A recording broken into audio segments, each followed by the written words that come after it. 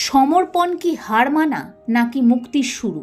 অনেকে মনে করেন সমর্পণ মানে দুর্বলতা, কিন্তু শ্রী শ্রী রাম ঠাকুর দেখিয়েছেন সমর্পণ মানে নিজের সীমাকে স্বীকার করে অসীমের সাথে যুক্ত হওয়া।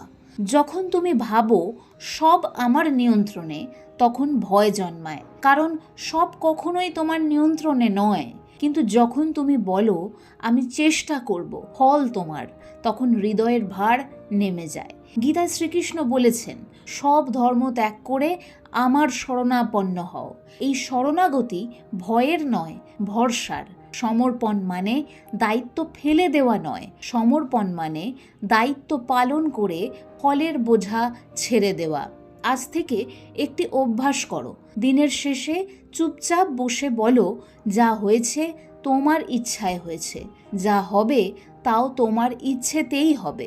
দেখবে অন্তরে একটা অদ্ভুত হালকা অনুভূতি জন্মাচ্ছে।